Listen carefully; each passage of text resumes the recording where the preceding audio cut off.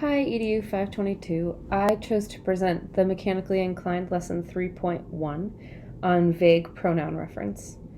Honestly, I chose this lesson because the mentor text was one of my favorite authors, Roald Dahl, and this excerpt is from Dahl's autobiography, Boy, Tales of Childhood, and if you've never read it, I can't recommend it highly enough. He is amazing. My kids really love this book in particular, so I thought I'd just record myself teaching this lesson to them, but surprise, surprise, they weren't interested in doing schoolwork outside of school. So here's just a quick presentation instead. We use a pronoun generally following an antecedent. Consider the pronoun in this sentence. Jenny had pancakes for breakfast, and they were delicious. There's not really any confusion over what they refers to. They are clearly the pancakes. They is not Jenny in this sentence.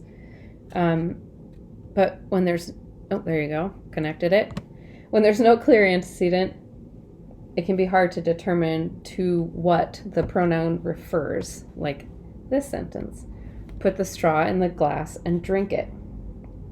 Well, you can't really drink a straw, and you can't really drink a glass, so what is it that you're drinking? You don't know what's in that glass. Could be gasoline. Don't drink it. There are a lot of interesting comics on the topic of vague pronoun reference, and I feel like I'd be remiss not to share at least a couple of them. This one cracked my kids up, and it certainly shows the importance of a pronoun clearly referring to an antecedent. Where'd you go? I was looking for you. I had to change my baby's diaper. Do you mind throwing it away for me? No, I don't mind. Notice the lack of the baby in the last slide. The vague pronoun it was clearly supposed to refer to the diaper, but mistakes can be made when you're being vague. This lesson begins providing students with a printout of an excerpt, triple spaced. Preferably, the excerpt would be taken from a text that you've been working on in class to get the most out of the literature you're reading. Just be sure that the example shows a strong example of clear pronoun antecedent references. The mentor text Anderson chose from Boy, Tales of Childhood has a lot of excellent examples of pronouns clearly referring to their antecedents.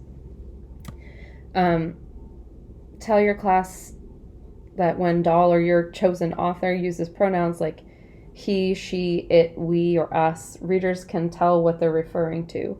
Sometimes writers use pronouns that don't have clear antecedents, and that's where you get into some problems. Then you want to explicitly teach the definition of an antecedent. An antecedent is a word, phrase, clause, or sentence to which another word refers. Students can think of the word ancestor as one who came before to help make that connection. And always have a student-friendly definition for pronoun antecedent. Anderson says that means if you use an it or a she, the reader should be able to tell who or what the pronoun is referring to, or the pronoun antecedent.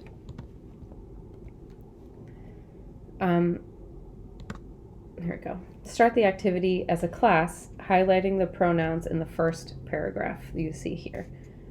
So here we go. Here's all highlighted.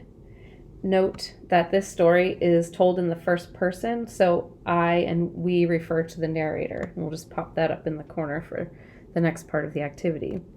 Discuss what each pronoun refers to, how you can tell, and if the antecedent is clear. Show students the next step. Draw a line with an arrow from it to sweet shop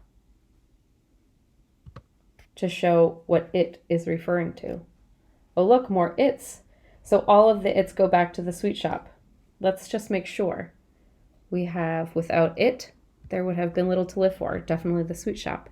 But it had one terrible drawback, definitely the sweet shop. It even tells you later in the sentence. It clarifies. And the woman who owned it, definitely the sweet shop. Have students split into partners and continue highlighting each pronoun and drawing a line to its antecedent. Stop about halfway through to discuss and clarify if they need it. After this activity, have students look back at a piece of their own writing to check for vague pronoun references.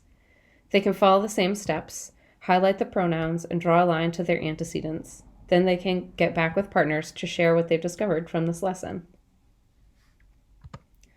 And as a little add-on, find all the silly comics you can. A little humor can go a long way.